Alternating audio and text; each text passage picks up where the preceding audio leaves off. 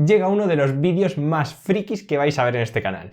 Para los que no me conozcáis, yo soy Eduardo Talavera, entrenador especializado en ciclismo, y vamos a ir con el vídeo flipadísimo de la QH.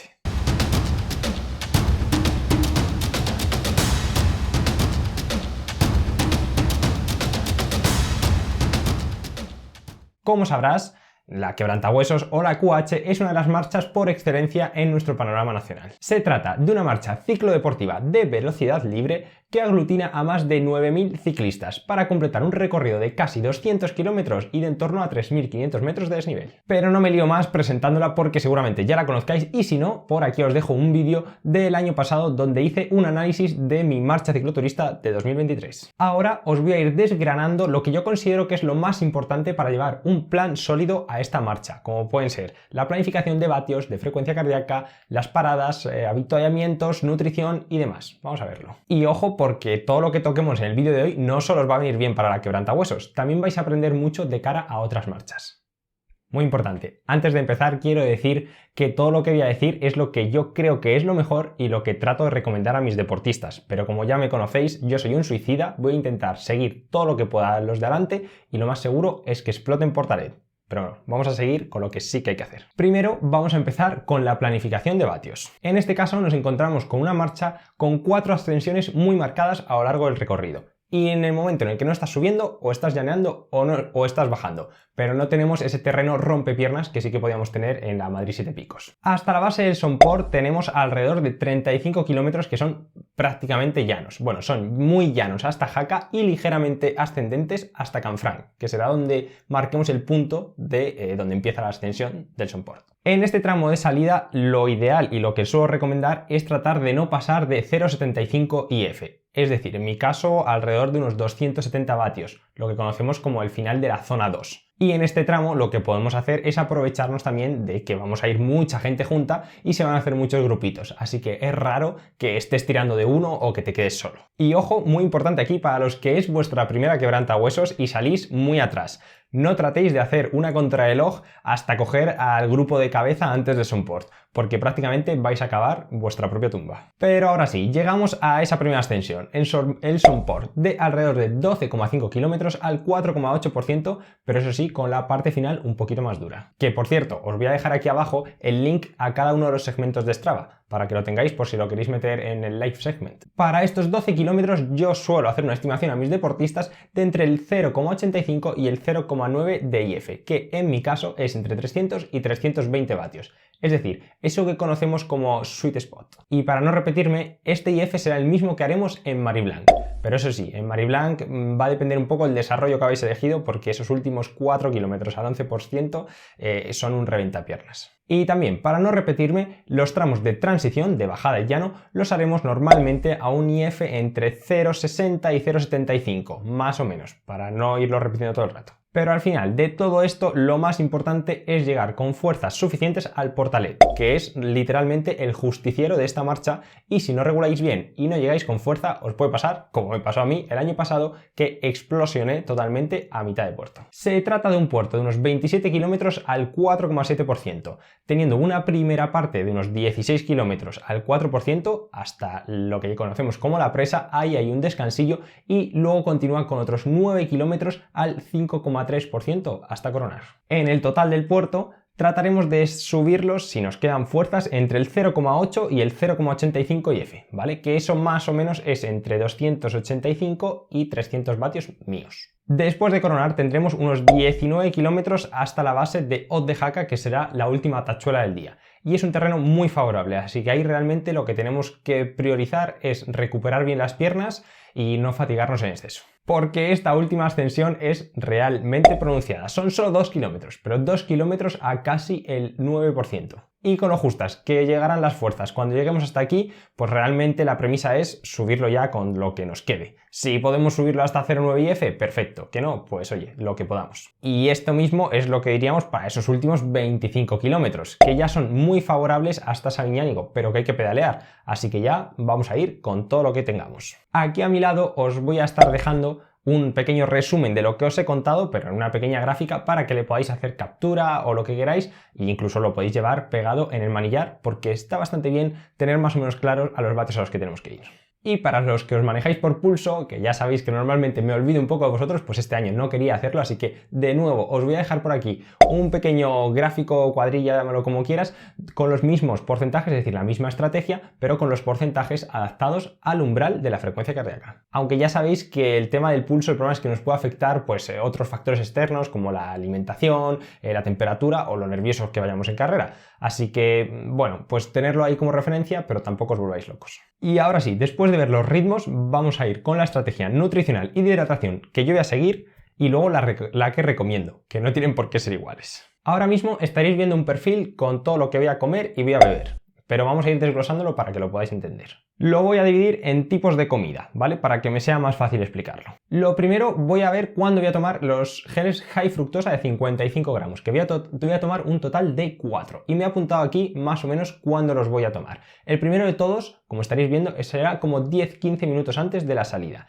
Y los siguientes va a ser antes de empezar Marie Blanc, otro a mitad de Portalet y otro arriba de Ot de Jaca. Eso sí, mencionar que los dos últimos al menos no sé si serán los high fructosa o los high energy de sabor neutro, ¿vale? Porque a veces cuando llevamos tantas horas, pues como que tengan sabor dulce no está tan bien. Entonces a veces puedo utilizar los neutros, pero todavía no lo he decidido. Por otro lado, me voy a tomar otros dos geles de high fructosa, pero esta vez con 100 miligramos de cafeína. Y voy a tomar dos, uno antes de Portalet y uno antes de Sonport y otro antes de Portalet. Aparte de esto, como veréis ahí, voy a tomar 3 mitades de sándwiches de pan blanco con mermelada arriba de cada puerto. Arriba de Sonport, arriba de Marie Blanc y arriba de Portalet. Y también voy a intercalar una guayaba, como podéis estar viendo en el perfil, más o menos cuando termine el descenso del Sonport. Y siempre me gusta llevar un par de geles de seguridad, que en este caso van a ser 2 isogeles de 22 gramos de carbohidrato. Esta va a ser mi estrategia. Ahora, vosotros, más o menos con esta estrategia que habéis visto, yo calculo, luego veremos al final del vídeo, pero voy a intentar hacer en torno a 6 horas,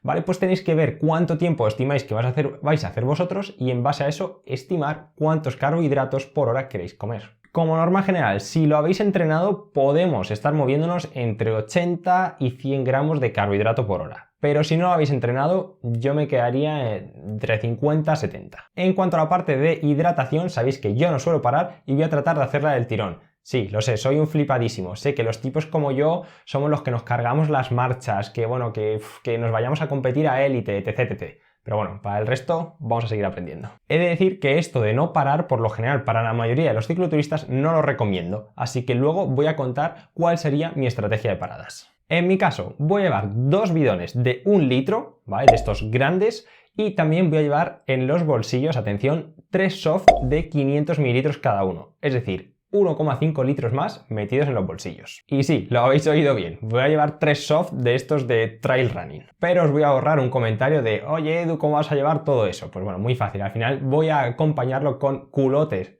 con un culot, en este caso de estos que tienen bolsillos, que lo que me permite es llevar principalmente la comida en los bolsillos y la bebida en los bolsillos de atrás.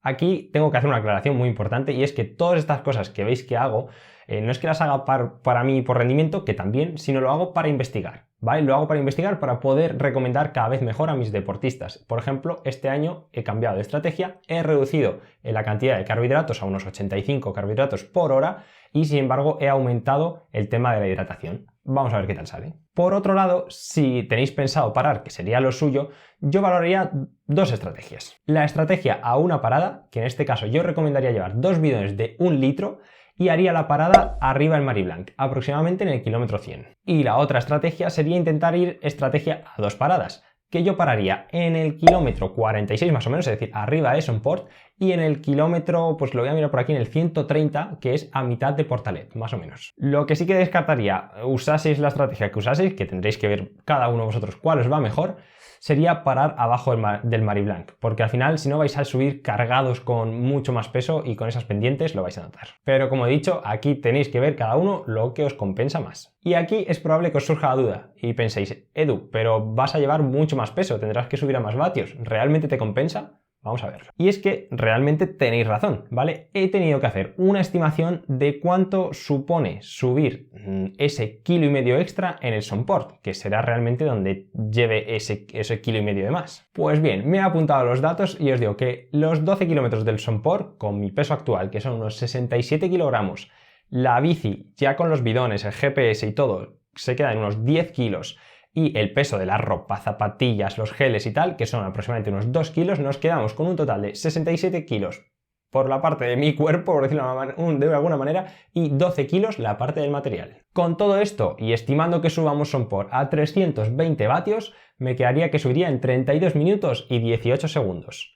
Si le sumamos ese kilo y medio extra, subiría en 32 minutos y 40 segundos. Es decir, tan solo 22 segundos más. Y ojo, que es cierto que esos 22 segundos pueden ser la diferencia entre entrar en el grupo de cabeza o no, que es lo que realmente yo estoy buscando. Pero para verlo de otra manera, si con ese peso, para poder subir en el mismo tiempo que sin él, tendría que pasar de mover 320 vatios a 325, es decir, tan solo 5 vatios más. Y es que, como veis, el peso realmente afecta menos de lo que pensamos. Y esta estrategia de hidratación la hago por varias circunstancias. La primera es porque para el habituamiento sí que te puede hacer perder ese grupo y luego pues o tener que jugártela más en la bajada o cosas así, o apretar más en una subida. Y, por ejemplo, jugármela, yo por mucho que me guste ir rápido en las marchas, no me gusta jugármela bajando. Y luego el tema de apretar, pues que depende cómo te pille de fuerzas, igual ya no ves el grupo. Y es que todo esto va relacionado porque si nos deshidratamos el 1% de nuestro peso corporal, podemos perder pues alrededor de un 5% de nuestro rendimiento, pudiendo llegar a un 10%. Por lo tanto, si hacemos la estimación de cómo llegaríamos a Portalet, es decir, si yo no llevo ese kilo y medio de más y no paro y llego deshidratado a Portalet, ¿cuánto tiempo perdería? Si lo subiésemos en buenas condiciones, ¿vale? En condiciones de bien hidratados y demás, a unos 300 vatios aproximadamente, tardaríamos 1 hora, 13 minutos y 11 segundos en recorrer los 27 kilómetros. Pero si perdemos ese 5% de rendimiento que estábamos hablando por no llevar ese kilo y medio de más al principio, estaríamos subiéndolo en 285 vatios, lo que se traduciría en subir en 1 hora y 16 minutos. Es decir, que estaríamos perdiendo aproximadamente 3 minutos arriba de Portalet por el hecho de llegar deshidratados. Y esto teniendo en cuenta que solo perdamos el 5% y no el 10%. Por lo tanto, después de hacer estos cálculos, creo que voy a jugármela a la baza de llevar ese kilo y medio extra y vamos a ver qué pasa. Y tranquilos, que ya estamos llegando al final, pero queda algo que yo creo que os va a gustar mucho y es lo más friki de todo. Vamos a estimar el tiempo con el software de Best Bike Split.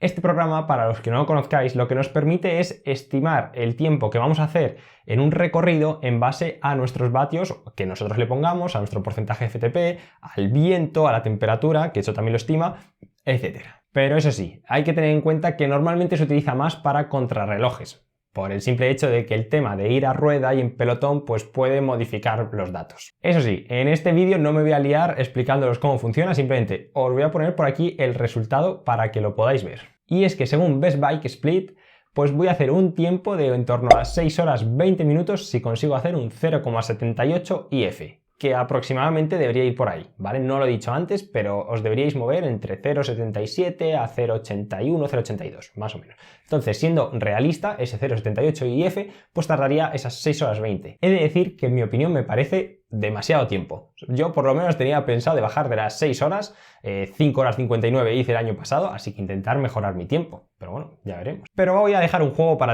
ir terminando el vídeo. Dejadme en los comentarios qué tiempo pensáis que voy a hacer. Y la persona que más se acerque se va a llevar un premio. Así que nada, animaros a este pequeño juego y veremos qué premio se me ocurre. No sabéis si un maillot o igual algún gadget, ya veremos. Por lo demás, creo que no se me escapa nada. A la vuelta de la quebrantahuesos haré otro vídeo analizando los datos que haya sacado, lo que haya ocurrido y veremos si concuerda con estas estimaciones que habíamos preparado. Y eso sí, para que os avise de que subo el vídeo, no os olvidéis de suscribiros y darle a la campanita. Ah, pero antes de terminar, deciros para todos los que vais a ir a la QH que he organizado una especie de social ride, un poquito informal, simplemente una quedada para todos los que queráis venir. Yo suelo hacer una rutilla de alrededor de 1 hora y media alrededor de Sabiñánigo el día de antes, es decir, el viernes, así que quienes queráis venir el viernes a las 10:30, os voy a dejar aquí abajo toda la información en la descripción para quien quiera venir, que sepáis que estáis todos invitados. Y por lo demás, como siempre digo, a entrenar y a disfrutar. ¡Nos vemos!